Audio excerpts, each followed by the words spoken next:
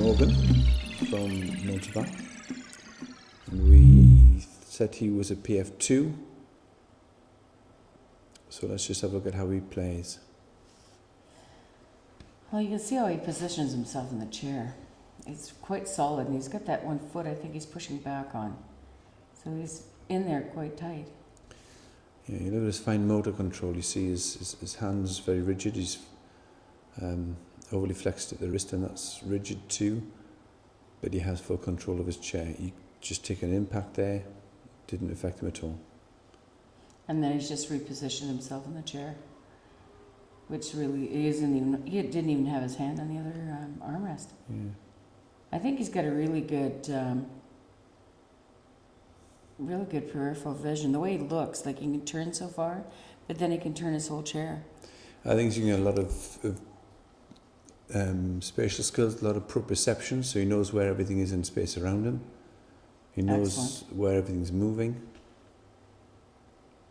Well, he's good at kicking and at blocking. He's certainly got. He's a very skilled athlete. He's well trained. Yeah, that's not a feature of our classification, though. It's his posture, his control of the chair, his head movement. They're the key things to look out for. To reposition himself again. Took his hand off the joystick and put it right back on.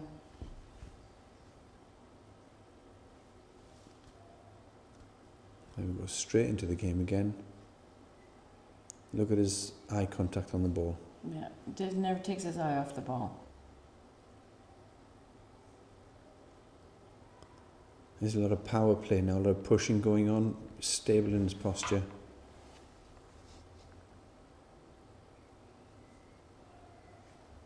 I think it's quite an advantage he has that he can reposition himself in the chair. As soon as he gets off center, he's right back in. Yeah. And it's like within a matter of seconds. Definitely sets him apart from PF1. He's got great control. Goes back in reverse quite smoothly too. Yeah, it's just unusual to see that level of control with an overhand grip like his, where he's just holding on with his thumb and fingers and having to go forward with the weak part of his grip. Handles it very well. I think he spends most of his time going in reverse. He's certainly adept at going either direction. He really manages his chair well. He's got a lot of control. Yeah. The movements are controlled. You can see that grip there. You can see he communicates well with the rest of the team as well. He's always speaking. He's got a little movement in those fingers. He's got a little grip strength, but he's wrapped around that joystick and he takes impact. He doesn't lose his grip. So you'd look at that hand and think, well, he should be a PF1 with a hand grip like that. But combine that with his posture, his visual awareness, and the fact he can keep that hand in position without tiring for a full match. Well, the trunk control as well. Yeah. I find it interesting. He can reposition himself without using the other arm. He doesn't take his hand off the grip, the joystick, and yet he can still reposition himself without really affecting the movement of the chair. Sizing up the ball, and wham. Now watch his eye contact. He stays on the ball, keeps going, still looking at the ball, calling to his teammates. Backwards. There zoom, you go. Bam. Bam. A movement like that deserves a goal, but he was completely aware that he was free behind him. You see from his head movement, he didn't look. He just knew where all the other players were and where he could move. Nice goal. Looking at the ball, looking where it's going to go, trying to anticipate.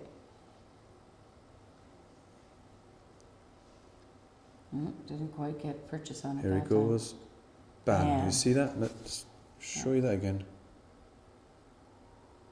Nice bit of sportsmanship. He apologises. Okay, let's watch here. So normally he's fully aware behind him. We'll just play it.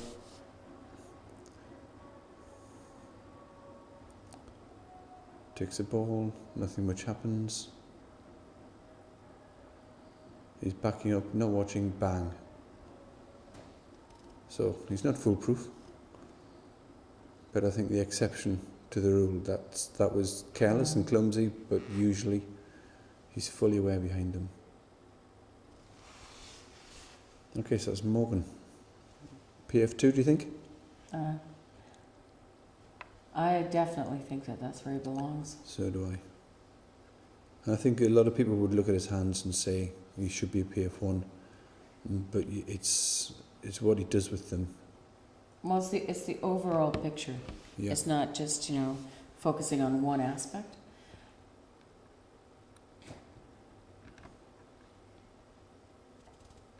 I mean, that's the good thing about watching him play and being able to stop and turn and review what he does.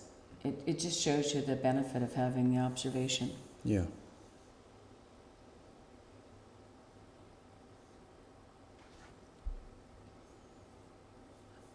I think after that crash he's taken just a little bit more care about what's behind him, but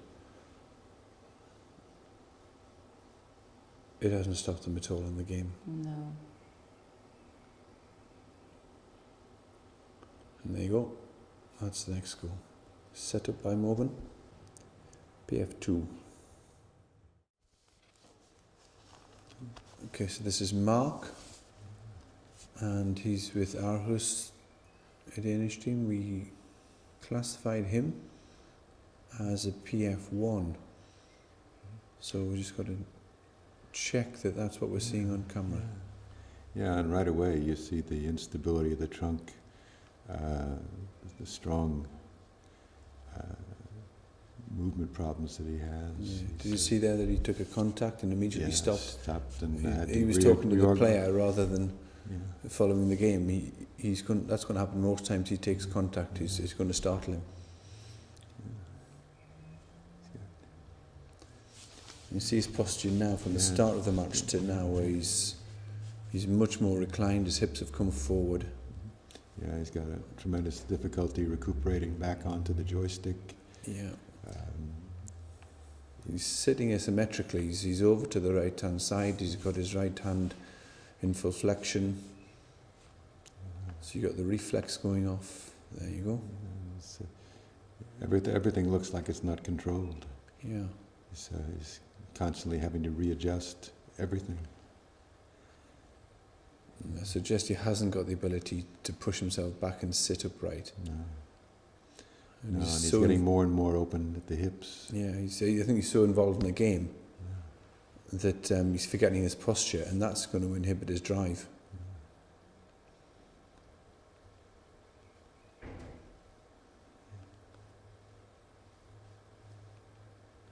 Yeah, now he's pretty much totally lost his posture. Yeah, now there you go. Arm goes into extension. How he's going to recover. He's going walkabout to try and recover. He's down farther in the chair so that the headrest is blocking any view he's got of the lateral and the left. Yeah.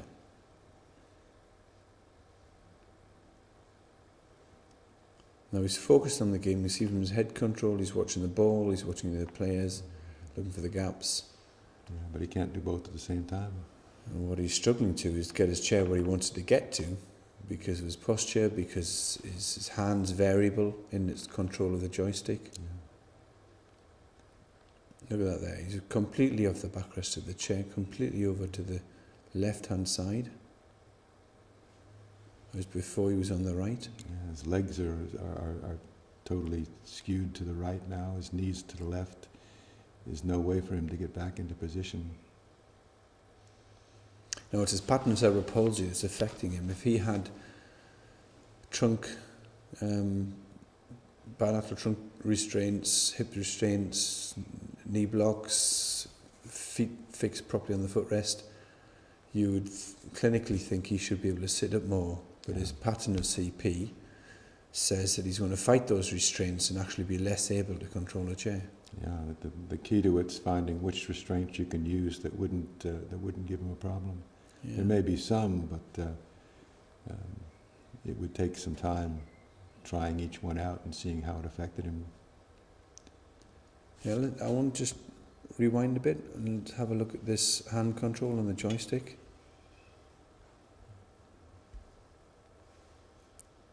Within a space of about 15-20 seconds, there's 4 or 5 different postures he uses on the joystick. So yeah, the hand between 2 fingers, then all the way encompassing in the hand, and, yeah, that's what he's got now. and then the thumb and the fingers. There's the hand between middle and ring finger. Now he's flicked off. Now he's gone ring and little finger. Yeah, Now he's got an grasp, overhand and thumb and thumb first web. finger. Yeah. Now he's in overhand. Constantly his hand is moving on the joystick. And that's giving him not a very smooth transition speed and position Yeah. of the chair. Yeah, for a lot of high quality driving skills, it'll get the hand fixed on the joystick and then it's just fine motor finger movement. With him, he's using a little bit of forearm touch, but essentially it's a whole arm movement. He's using his wrist in extension and in flexion. And so the quality of his control is really, really affected. Yeah, it's never the same way twice, so that he's always readjusting. And no consistency. And not for a second has he lost concentration on the game. No. And that's great to see. Yeah. But quite clearly, PF1.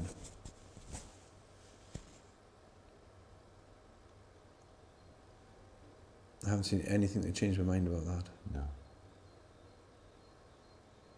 Now, he's not the tidiest player you've seen. He's a young player.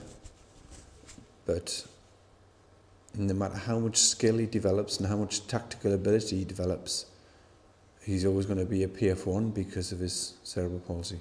Yeah. It's the neuromuscular condition that makes him the PF1, not his skill in play. Yep.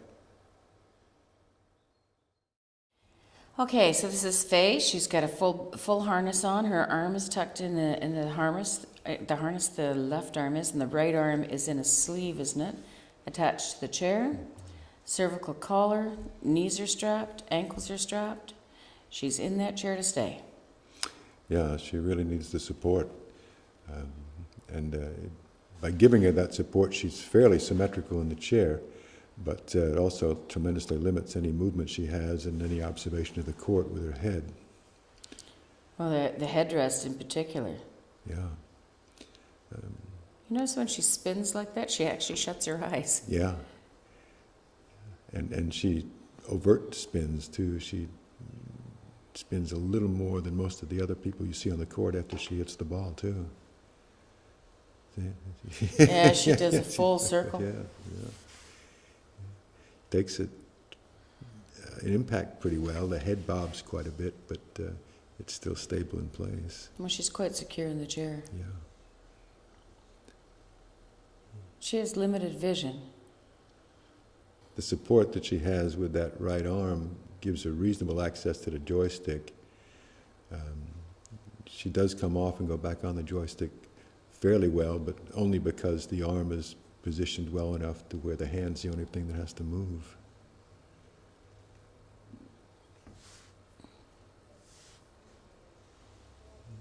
She's in control, though. She certainly has a good feel for the chair, that's for sure. Yeah, and her position in space, she's moving smoothly, nicely, even with the limited ability to access the joystick. Her movements are smooth, and the joystick movements are smooth. Well, I think that she's clearly a PF1. Yeah, You know, definitely. it fits the profile. She's like clear. Yeah, there isn't much that isn't tied down, and it's tied down because she has so much difficulty in controlling her body, and that clearly again is a PF1. Well, when you took the arm out of the harness when we were assessing her as well, it had very little strength. Yeah, she So has almost no muscle strength in her upper extremities. She has some finger movements, and that's pretty close to being it. Well, I'm happy with her as a PF1. Yeah, me too.